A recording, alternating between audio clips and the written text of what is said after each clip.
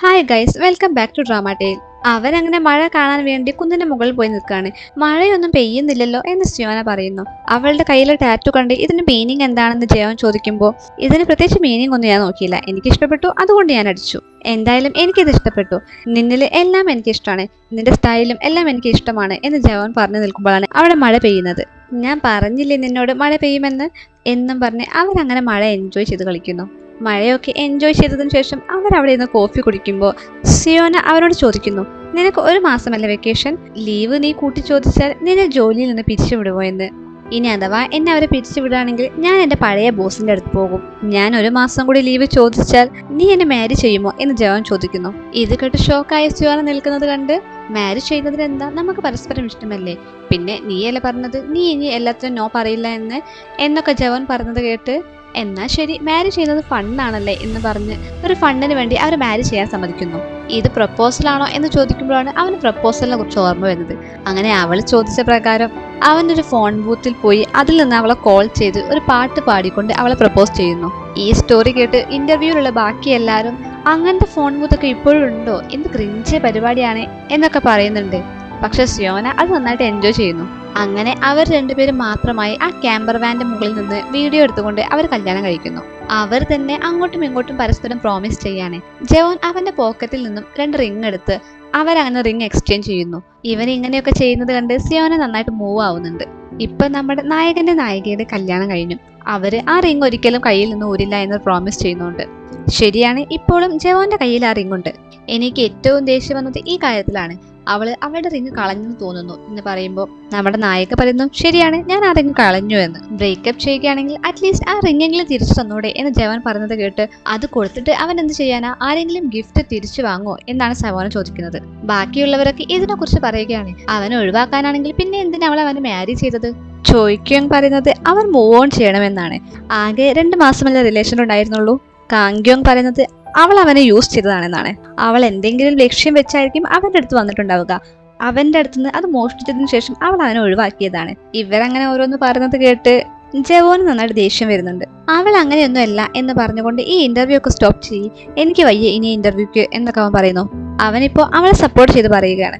ഇവരൊക്കെ അവളെ കുറിച്ച് എന്തറിഞ്ഞിട്ട് എങ്ങനെ പറയുന്നത്? അവൾ അങ്ങനെയുള്ള ആളൊന്നുമല്ല.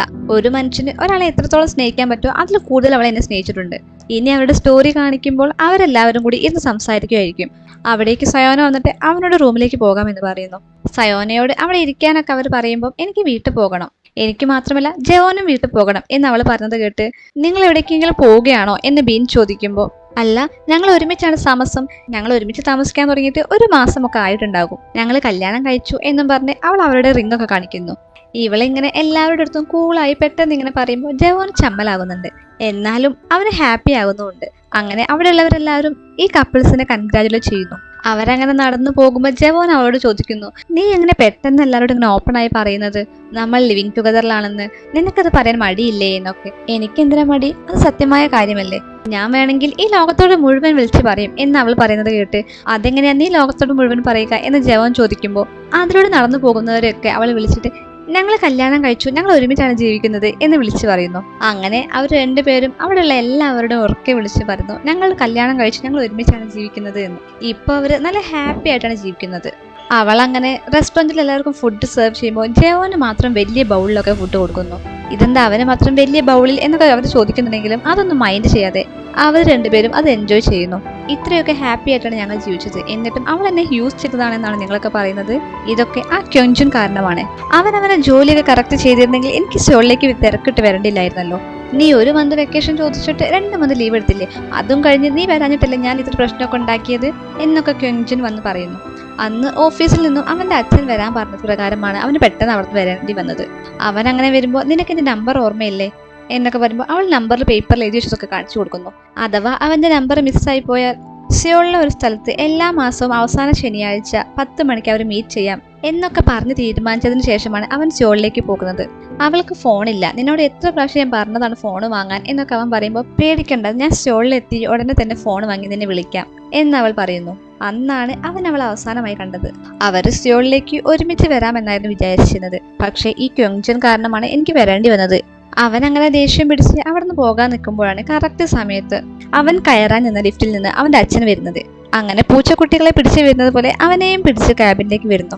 അവരുടെ വർക്കിന്റെ ഡിസൈനൊക്കെ അവൻ ഫിക്സ് ചെയ്യാതെ ചേഞ്ച് ചെയ്തുകൊണ്ടേ നിൽക്കുന്നതിന് അവന്റെ അച്ഛൻ അവന് ചീത്ത പറയുന്നു. ഞാൻ എന്റെ പഴയ കമ്പനിയിൽ ഹാപ്പി ആയിരുന്നല്ലോ, എന്നെ എന്തിനാ ഇങ്ങോട്ടേക്ക് വലിച്ചു കൊണ്ടുവന്നത് എന്നൊക്കെ അവൻ പറയുന്നു. അങ്ങനെ അവർ രണ്ടുപേരെയും ചീത്ത പറഞ്ഞുകൊണ്ട് അവന്റെ അച്ഛൻ അവിടുന്ന് പോകുന്നു. എനിക്ക് ഈ കമ്പനിയിൽ ജോലി ചെയ്യാൻ ഇഷ്ടമാണ്, പക്ഷെ എനിക്ക് ആ ബോസിനെ ഇഷ്ടമല്ല എന്ന് ജവാൻ പറയുമ്പോൾ, എനിക്ക് ആ ബോസിനെ ഇഷ്ടമാണ്, പക്ഷെ എന്റെ ടീം ലീഡറെ എനിക്ക് ഇഷ്ടമല്ല. അവരിപ്പൊ റെഡിയാക്കിയ ഡിസൈനിൽ നിന്ന് സ്റ്റെയർ മാറ്റാനാണ് ജവാൻ പറയുന്നത്. പക്ഷെ സ്റ്റെയർ മാറ്റേണ്ട അതേ പദ്ധതി ഡിസൈൻ മതി എന്നാണ് ക്യോൻജുൻ പറയുന്നത്. ഇപ്പൊ ലീനോ, അതായത് നമ്മുടെ സിയോന, അവൾ പണ്ട് ജോലി ചെയ്ത കമ്പനിയിലെ ഒരു സ്കോളീഗിനെ കാണാൻ വന്നിരിക്കുകയാണ്. നിന്റെ ലുക്കൊക്കെ ചേഞ്ച് ആയല്ലോ എന്ന് അവർ പറയുമ്പോൾ, ലുക്ക് മാത്രമല്ല ഞാൻ കംപ്ലീറ്റ്ലി ചേഞ്ച് ആയി എന്നും പറഞ്ഞ് അവൾ അവളുടെ ബിസിനസ് കാർഡ് അവർക്ക് കാണിച്ചു കൊടുക്കുന്നു. അവൾ ഇപ്പൊ അവിടെ വന്നത് അവൾക്കൊരു ജോലി ചോദിച്ചുകൊണ്ടാണ്. എന്ത് ജോലിയായാലും വേണ്ടിയില്ല, ചെറിയ ജോലിയാണെങ്കിലും വലിയ ജോലിയാണെങ്കിലും കുഴപ്പമില്ല, ഇനി പാർട്ട് ടൈം ആയിട്ടും ഞാൻ വേണമെങ്കിൽ വർക്ക് ചെയ്യാം എന്നൊക്കെ പറഞ്ഞ് അവൾ അവളുടെ പോർട്ട്ഫോളിയോ അവർക്ക് കൊടുക്കുന്നു.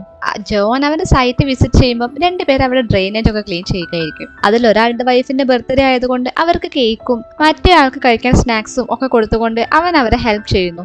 നിന്റെ ഡ്രസ്സൊക്കെ കേടാകും എന്ന് അവർ പറയുന്നുണ്ടെങ്കിലും അവൻ അത് മൈൻഡ് ചെയ്യാതെ അവരെ ഹെൽപ്പ് ചെയ്യുന്നു. അവൾ അങ്ങനെ കാറിൽ വരുമ്പോൾ അവൾ മ്യൂസിക് പ്ലേ ചെയ്യുമ്പോൾ അവർ ഫസ്റ്റ് കണ്ടുമുട്ടിയപ്പം അവൾ പാടിയ പാട്ടാണ് അതിൽ പ്ലേ ആവുന്നത്. ഇപ്പൊ പഴയ കാര്യങ്ങളൊക്കെ അവൾ ഓർക്കുമ്പോൾ ഞാൻ അവനെ മറക്കാൻ ശ്രമിക്കുകയാണ്, അല്ല ഞാൻ അവനെ മറന്നു കഴിഞ്ഞു എന്ന് അവൾ പറയുന്നുണ്ടെങ്കിലും അവളുടെ കണ്ണൊക്കെ നിറഞ്ഞിരുന്നു. പെട്ടെന്ന് അവളുടെ കാറിന്റെ വൈപ്പർ ഓട്ടോമാറ്റിക്കായി മൂവായി സെന്ററിൽ സ്റ്റെക്കായി നിൽക്കുന്നു. അങ്ങനെ അവൾ സിഗ്നൽ എത്തുമ്പോൾ അത് റെഡിയാക്കാൻ വേണ്ടി ഡോർ തുറക്കാൻ നോക്കുമ്പോൾ ഡോറും ഓപ്പൺ ആകുന്നില്ല. അവളുടെ നേരെ തന്നെ ജവോനും എത്തിയിട്ടുണ്ടാകും.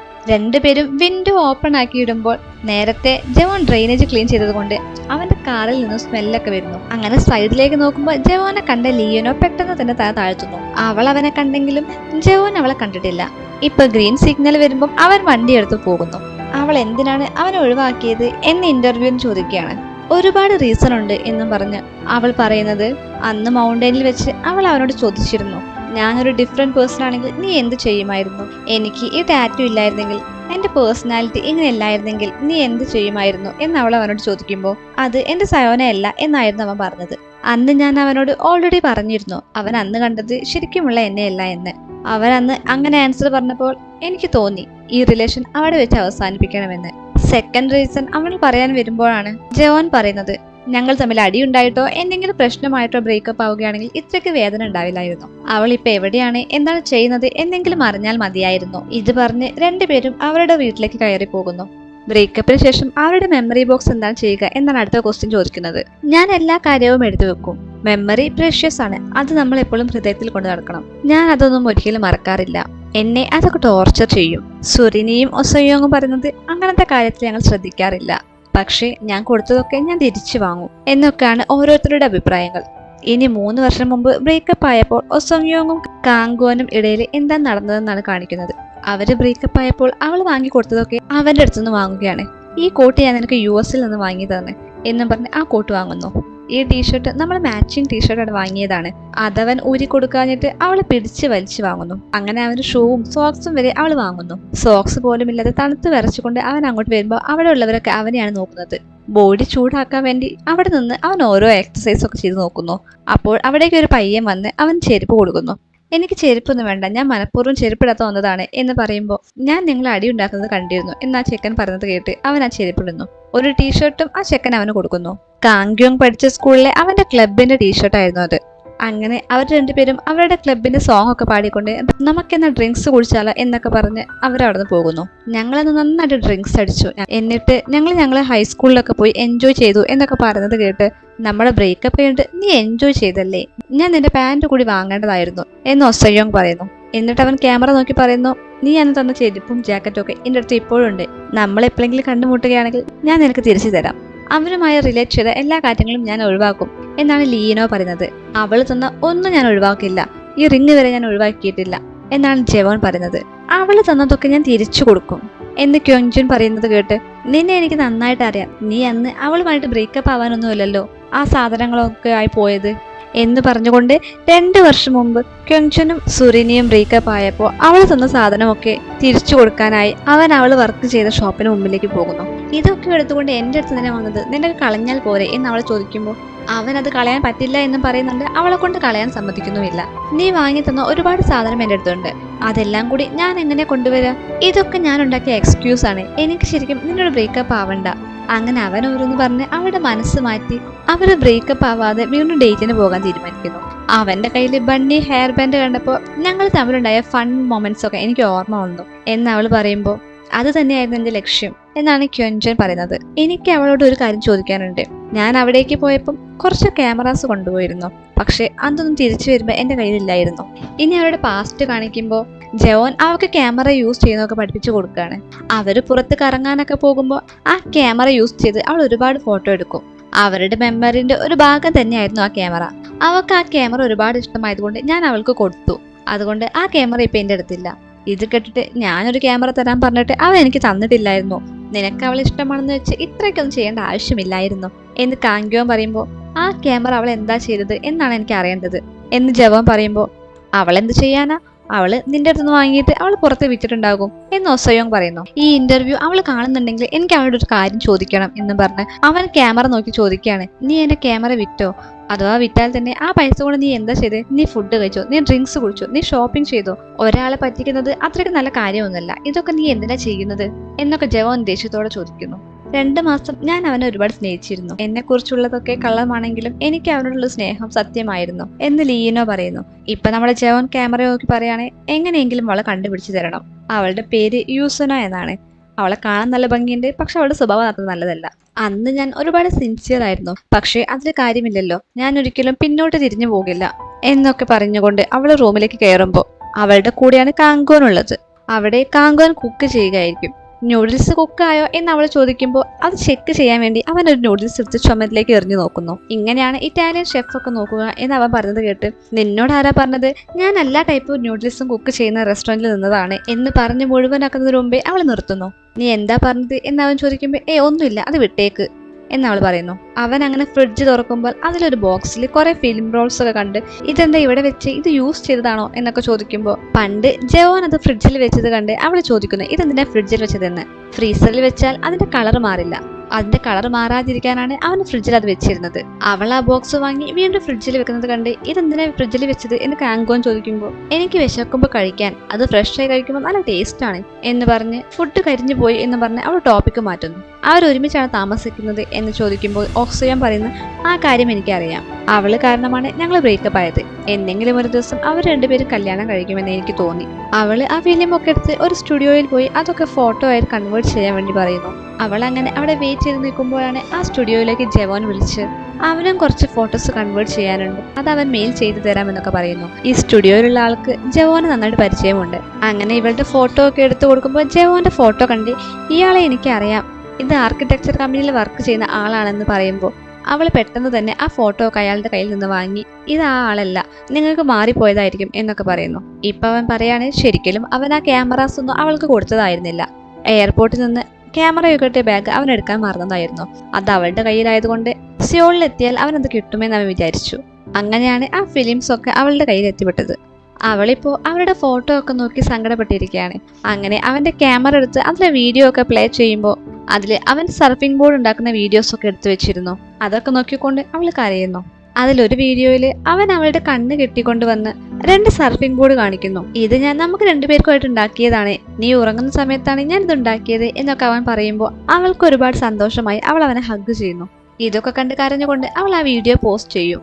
ഇപ്പോൾ അവര് മീറ്റ് ചെയ്യാം എന്ന് പറഞ്ഞ സ്ഥലത്താണുള്ളത്. അവൻ അങ്ങനെ ഇന്റർവ്യൂവിൽ പറയാണ്, ഞാൻ സ്റ്റോളിൽ എത്തിയതിനു ശേഷം അവൾ എന്നെ വിളിക്കുകയോ എന്നെ കാണാൻ വരികയോ ചെയ്തിട്ടില്ല. ഞങ്ങൾ അങ്ങനെ മീറ്റ് ചെയ്യാൻ തീരുമാനിച്ച ദിവസം അവൾ എനിക്കൊരു വോയിസ് മെയിൽ അയച്ചു എന്ന് പറഞ്ഞ് അവൾ അയച്ച വോയിസ് മെയിൽ അവൾ കേൾപ്പിക്കുന്നു. നിന്റെ കൂടെ സ്പെൻഡ് ചെയ്ത ടൈം എനിക്ക് ഒരുപാട് ഇഷ്ടമായിരുന്നു, പക്ഷെ ഇനി നമ്മൾ ഒരിക്കലും കാണില്ല. നിന്റെ ക്യാമറാസ് ഒക്കെ എന്റെ കയ്യിലുണ്ട്. ആക്ച്വലി ഞാൻ അത് മോഷ്ടിച്ചതാണ്. സ്റ്റാർട്ടിങ് മുതലേ എന്റെ പ്ലാൻ അതായിരുന്നു. സോറി എന്നായിരുന്നു അവൾ പറഞ്ഞിരുന്നത്. ഞാൻ ഈ കാര്യമൊന്നും ഇതുവരെ ക്യോൻജനോട് വരെ പറഞ്ഞിട്ടില്ല. അവനോട് പറയാൻ പറ്റിയ നല്ലൊരു സ്റ്റോറി അല്ലല്ലോ ഇത്. എത്രയോ പ്രാവശ്യം ഈ വോയിസ് ഞാൻ കേട്ടിട്ടുണ്ട്, പക്ഷെ എന്നിട്ടും ഇതിലൊരു സത്യമുള്ളതായിട്ട് എനിക്ക് തോന്നിയിട്ടില്ല എന്നും പറഞ്ഞ് അവൻ അവളെ അവിടെ കാത്തു നിൽക്കുന്നു. ഇപ്പൊ ഒസയോങ് ക്യാമറ നോക്കി പറയാണ്, എന്നെ കണ്ടിട്ട് ഒരു ബില്യണറിന്റെ വൈഫിനെ പോലെ ഇല്ലേ, എനിക്കൊരു സീക്രട്ട് ഉണ്ട് എന്നും പറഞ്ഞ് അവൾ ആ ബാഗൊക്കെ കാണിച്ച്, ഇതില് ഒന്നും തന്നെ ഇല്ല. ഈ കാലി ബാഗുമായിട്ടാണ് ഞാൻ എല്ലായിടത്തും നടക്കാറ്, പക്ഷെ ഇതും കൊണ്ട് നടക്കുന്നതാണ് എനിക്കിഷ്ടം. അവൾ അങ്ങനെ ബാഗും കൊണ്ട് നടക്കുന്നുണ്ടെങ്കിലും ആ ബാഗിനുള്ളിൽ ഒന്നുമില്ലായിരുന്നു. ലീനോയും കാങ്കുനും തമ്മിലുള്ള റിലേഷൻ എന്താണെന്ന് ചോദിക്കുമ്പോൾ ഞങ്ങൾ റൂംമേറ്റ് ആണെന്നാണ് അവൾ പറയുന്നത്. ഞങ്ങൾ കിൻഡർ ഗാർഡൻ മുതൽ പരിചയപ്പെട്ടതാണ്, ഞങ്ങൾ ബെസ്റ്റ് ഫ്രണ്ട് ആണ്. സുറിനിയും അവരുടെ ബെസ്റ്റ് ഫ്രണ്ടാണ്. എനിക്ക് വേറെ വീടൊക്കെ ഉണ്ട്. ഈ സ്ഥലം ഞാൻ എന്റെ വർക്കിംഗ് സ്റ്റുഡിയോ ആയിട്ട് റെന്റ് എടുത്തതാണ്. ഞങ്ങളുടെ ഇടയിൽ വേറെ ഒന്നുമില്ല, ജസ്റ്റ് റൂംമേറ്റ് മാത്രമാണ് എന്നാണ് കാങ്കോൻ പറയുന്നത്. ജെവോനോട് നിങ്ങളുടെ ഗേൾ ഫ്രണ്ടിന് ഒരു ഗൈ ഫ്രണ്ട് ഉണ്ടെങ്കിൽ നിങ്ങൾക്കത് ഇഷ്ടമാവുമോ എന്നൊക്കെ ചോദിക്കുമ്പോൾ ഇല്ല എന്നാണ് അവൻ പറയുന്നത്.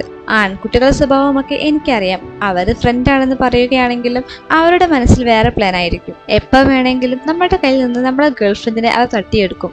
ഇതേ സെയിം ചോദ്യം ഹൊസൈയമ്മനോടും ചോദിച്ചിട്ടുണ്ടായിരുന്നു. അവളും പറയുന്നത് ഇതേപോലെ തന്നെയാണ്. ഞാൻ എന്റെ ബോയ് ഫ്രണ്ടിനെ വിശ്വസിക്കും, പക്ഷെ അവന്റെ കൂടെയുള്ള അവന്റെ ഫീമെയിൽ ഫ്രണ്ടിനെ ഞാൻ ഒരിക്കലും വിശ്വസിക്കില്ല. അവള് ഇത് ഇന്റർവ്യൂ ചെയ്തുകൊണ്ട് പോകുന്നത് ജെവോന്റെ പുറകിലൂടെയാണ്. ഇതേപോലുള്ള ഒരു ചെക്കനെ എനിക്കറിയാം. അവൻ 10 വർഷത്തോളം അവളുടെ കൂടെ നടന്ന് അവസാനം അവളെ സ്വന്തമാക്കി എന്ന് കാങ്കോൻ പറയുമ്പോൾ അത് ഞാനും ക്യൂച്ചിനുമാണ് എന്ന് പറഞ്ഞ് അവരുടെ സ്റ്റോറി കാണിക്കുന്നു. 2008 അവിടുത്തെ പ്ലേ ഗ്രൗണ്ട് ഒക്കെ പൊളിച്ച് അവിടെ ബിൽഡിംഗ് ഉണ്ടാക്കുന്നതിനെതിരായി പ്രൊട്ടസ്റ്റ് ചെയ്യാൻ വേണ്ടി സുറിനി അവിടേക്ക് വരുമ്പോൾ ക്യൂച്ചിൻ അവിടെ നിന്ന് പ്രൊട്ടസ്റ്റ് ചെയ്യുന്നത് അവൾ കാണുന്നു. അങ്ങനെ അവർ രണ്ടുപേരും കൂടി അതിനെതിരെ അവൾ പ്രൊട്ടസ്റ്റ് ചെയ്യുന്നു. നീ എവിടെയാണ് താമസിക്കുന്നത് എന്ന് അവൾ ചോദിക്കുമ്പോൾ അല്ല, പക്ഷെ എനിക്ക് ഈ പ്ലേ ഗ്രൗണ്ട് ഭയങ്കര ഇഷ്ടമാണ്. നിനക്ക് എന്നെ ഓർമ്മയില്ലേ, നമ്മൾ രണ്ടുപേരും സെക്കൻഡ് ഗ്രേഡിൽ ഒരുമിച്ചാണ് പഠിച്ചത് എന്നൊക്കെ ക്യൂജിൻ പറയുന്നു. അങ്ങനെ അവര് പ്രൊട്ടസ്റ്റ് ചെയ്തതിന്റെ ഫോട്ടോ ഒക്കെ ന്യൂസിൽ വന്നിരുന്നു. അത് മാത്രമല്ല ഞങ്ങള് അൺഎക്സ്പെക്ടഡ് ആയിട്ട് പലപ്പോഴും കണ്ടുമുട്ടാറുണ്ട് എന്നും പറഞ്ഞ് 2009 നടന്നൊരു കാര്യം കാണിക്കുന്നു. അവൾ അങ്ങനെ അവളുടെ പഴയ ഡ്രസ്സൊക്കെ വിൽക്കുകയായിരിക്കും. അപ്പോൾ അവിടേക്ക് 2 ബോയ്സ് വന്ന് അവളെ കളിയാക്കിക്കൊണ്ടൊക്കെ സംസാരിക്കുമ്പോൾ പെട്ടെന്ന് അവിടേക്ക് ക്യൂജിന് വന്നിട്ട് ഈ ഡ്രസ്സൊക്കെ ഞാൻ വാങ്ങാമെന്ന് പറയുമ്പോൾ ഇത് ഗേൾസിന്റെ ആണെന്ന് സുറിനി പറയുമ്പോൾ സാരമില്ല, എന്റെ അമ്മയ്ക്ക് വേണ്ടിയാണെന്ന് പറഞ്ഞ് അവൻ അതൊക്കെ വാങ്ങുന്നു. 2011 എന്റെ സ്കൂൾ എവിടെയാണെന്ന് നിനക്ക് എങ്ങനെ അറിയാമെന്ന് അവൾ ചോദിക്കുമ്പോൾ എന്റെ ഫ്രണ്ട് ഇവിടെയാണ് പഠിക്കുന്നത്, ഞാൻ എന്റെ ഫ്രണ്ടിന് ഇത് കൊടുക്കാൻ വന്നതായിരുന്നു, അപ്പോഴാണ് നിന്നെ കണ്ടത്, അങ്ങനെ നിനക്ക് തരാമെന്ന് ഞാൻ വിചാരിച്ചു എന്ന് പറഞ്ഞ് അവൻ അവൾക്ക് ഫുഡ് കൊടുക്കുമ്പോൾ അപ്പൊ നീ എന്റെ ഫ്രണ്ടിനോ എന്ന് ചോദിക്കുമ്പോൾ ഓ അവനോ, അവൻ പെട്ടെന്ന് വീട്ടിലേക്ക് പോയി എന്ന് ക്യൂജിൻ പറയുന്നു. അതുമാത്രമല്ല അവൾക്ക് ബ്ലൈൻഡ് ഡേറ്റ് ഒക്കെ ഉണ്ടാകുമ്പോൾ അവൾ അവനെ ആദ്യം ടെക്സ്റ്റ് ചെയ്യുമായിരുന്നു, അവൾ ഡേറ്റിന് പോകുന്ന ചെക്കൻ നല്ലതാണോ അല്ലേ എന്ന് നോക്കി പറയാൻ വേണ്ടി. അങ്ങനെ അവൻ വാച്ച് ചെയ്തിട്ട് ചിലത് നല്ലതല്ല എന്ന് സൈൻ കാണിച്ചു കൊടുക്കും, ചിലത് നല്ലതാണെന്നും പറയും. അവൻ മിലിറ്ററി സർവീസിന് പോയതിനു ശേഷം ഞാൻ ബ്ലൈൻഡ് ഡേറ്റിന് പോകാറില്ലായിരുന്നു, കാരണം അവനില്ലാതെ ബ്ലൈൻഡ് ഡേറ്റ് ഒന്നും രസമില്ലാതെയായി.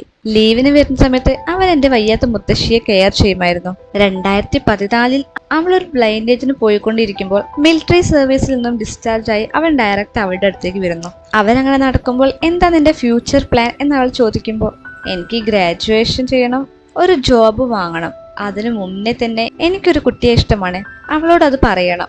എങ്ങനെയാ അത് പറയാ, നിനക്ക് എന്തെങ്കിലും ഐഡിയ ഉണ്ടോ എന്നൊക്കെ അവളോട് ചോദിക്കുമ്പോൾ സിമ്പിളായിട്ട് എനിക്ക് നിന്നെ ഇഷ്ടമാണ്, എന്നെ ഡേറ്റ് ചെയ്യുന്നോ എന്ന് മാത്രം ചോദിച്ചാൽ മതി എന്നൊക്കെ അവൾ പറഞ്ഞു കൊടുക്കുമ്പോൾ അവൻ അവളോട് പറയുന്നു എനിക്ക് നിന്നെ ഇഷ്ടമാണ്, നീ എന്നെ ഡേറ്റ് ചെയ്യുമോ എന്ന്. ഇതേപോലെ തന്നെ പറഞ്ഞാൽ മതി, ഈ സൗണ്ടിൽ നീ പറഞ്ഞാൽ എന്തായാലും ആ കുട്ടി നിന്നോട് യെസ് പറയും. അവളെയാണ് പ്രപ്പോസ് ചെയ്തത് എന്ന് മനസ്സിലാവാതെ അവൾ അങ്ങനെ പറയുമ്പോൾ അവൻ അവന്റെ കയ്യിലുള്ള ഒരു പ്ലാന്റ് അവൾക്ക് കൊടുത്ത് ഒരു പ്ലാന്റ് അവന്റെ കയ്യിലും പിടിച്ച് നമുക്ക് ഒരുമിച്ച് ഈ ചെടി വളർത്താം എന്നും പറഞ്ഞ് അവളുടെ പേര് വിളിച്ച് അവളെ പ്രപ്പോസ് ചെയ്യുന്നു. ഇതൊന്നും അൺഎക്സ്പെക്റ്റഡ് അല്ലായിരുന്നു. ക്വിൻജിൻ അവളെ ഫോളോ ചെയ്തതായിരുന്നു. പക്ഷെ അവൾക്ക് ഒരു ഐഡിയയും ഇല്ലായിരുന്നു. ജെവോൻ ഓഫീസിലിരിക്കുമ്പോൾ അവന്റെ ഫോണിലേക്ക് ആ സ്റ്റുഡിയോയിലെ ആളെ വിളിച്ചിട്ട് പറയുന്നു ഒരു ഗേൾ ഇവിടെ വന്ന് ഒരു ബഞ്ച് ഫോട്ടോസ് ഡെവലപ്പ് ചെയ്തിരുന്നു, അതിലൊരു ഫോട്ടോ ഇവിടെ പെട്ടുപോയിരുന്നു, അതിൽ നീ ഉണ്ട് എന്ന്. നമ്മുടെ നായികന്റെ വീട്ടിലേക്ക് ഒരു കോൾ വരുമ്പോൾ അത് അറ്റൻഡ് ചെയ്യുന്നത് കാങ്കുവനാണ്. മാർക്കറ്റിംഗ് ഏജൻസിയോ, അതിവിടെയല്ല, റോങ് നമ്പർ എന്ന് പറഞ്ഞ് കോള് കട്ട് ചെയ്യുന്നത് കണ്ട് എത്ര പ്രാവശ്യം നീ ഇതുപോലെ കോള് കട്ട് ചെയ്തിട്ടുണ്ട്, എന്റെ ബിസിനസ്സിന് വരുന്ന കോളായിരുന്നു അത് എന്ന് പറഞ്ഞ് അവനെ ഓടിച്ചിട്ടടിക്കുന്നു. വീണ്ടും ഫോൺ റിങ് ചെയ്തത് കണ്ട് അവര് വിളിക്കുകയായിരിക്കും എന്ന് വെച്ച് ഇപ്രാവശ്യം അവള് കോൾ എടുക്കുന്നു. പക്ഷെ അത് ഒരു കുട്ടി നമ്പർ മാറി വിളിച്ചതായിരിക്കും. അവൾ അങ്ങനെ വീണ്ടും അവനെ ഓടിക്കുമ്പോൾ അവൻ റൂമിൽ കയറി ഡോറടിക്കുന്നു. അവളുടെ പഴയ ഫോട്ടോ കാണിച്ചുകൊണ്ട് കാങ്കോൻ പറയുകയാണ് ഇവൾ ഇങ്ങനെയൊന്നും ആയിരുന്നില്ല, ഇതേപോലെ ഇന്നസെന്റ് ആയിരുന്നു. 1 വർഷം മുമ്പ് പെട്ടെന്ന് അവൾ അപ്രത്യക്ഷമായി. കുറെ കാലം അവളെ കുറിച്ച് ഒരു അഡ്രസ്സും ഇല്ലായിരുന്നു. പിന്നെ അവൾ വന്നപ്പോൾ ഇങ്ങനെയായിരുന്നു. അവൾ ഡ്യൂപ്ലിക്കേറ്റ് കീ കൊണ്ട് ഡോർ തുറന്ന് ഈ വീട് എന്റേതാണെന്ന് നീ മറന്നു പോയോ എന്നും പറഞ്ഞ് അവനെ ഇടിക്കുന്നു. ജവോൻ അങ്ങനെ സ്റ്റുഡിയോയിൽ വന്ന് ആ ഫോട്ടോ ഒക്കെ കളക്ട് ചെയ്തു പോകുന്നു. ക്യുൻഷിനും സുറിനിയും ഇപ്പൊ അവിടേക്ക് വന്നിരിക്കുകയാണ്. അങ്ങനെ അവരെല്ലാവരും കൂടി അവിടെ ഇരുന്ന് ഗെയിംസ് കളിക്കുന്നു. ഗെയിമിൽ അങ്ങനെ സുറിനിയും ലീനോയും മാത്രമാകുന്നു.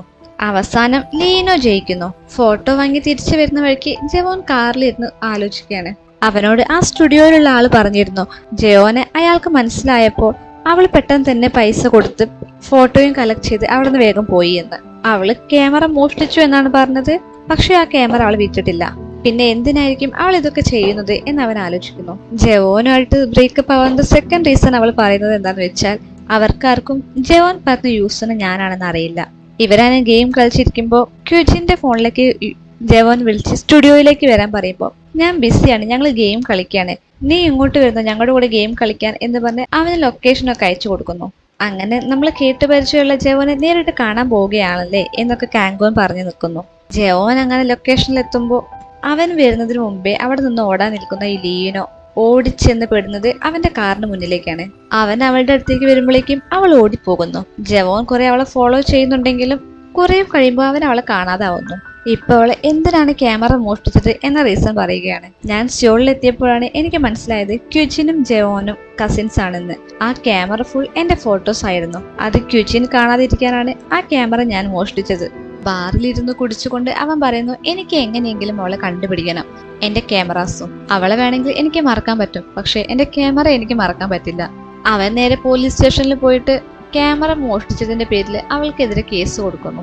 ഒസയ്യം ബാറിലിരുന്നു കൊണ്ട് ഇന്റർവ്യൂവിൽ പറയാണ്, ഇതൊരു ചെറിയ ലോകമായതുകൊണ്ട് നമ്മൾ പരസ്പരം കണ്ടുമുട്ടിയിട്ടുണ്ടാകാം.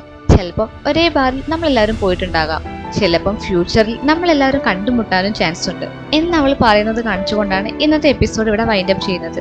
ജോൻ ഇനി അവളെ കണ്ടുമുട്ടുമോ, എന്താണ് അവരുടെ ലൈഫിൽ നടക്കുക എന്നൊക്കെ കാണാൻ വേണ്ടി അടുത്ത എപ്പിസോഡിനായിട്ട് കാത്തിരിക്കുക. വീഡിയോ ഇഷ്ടമായാൽ do like, share and subscribe. അപ്പൊ അടുത്ത വീഡിയോ ആയിട്ട് വരുന്നവരെ ബൈ.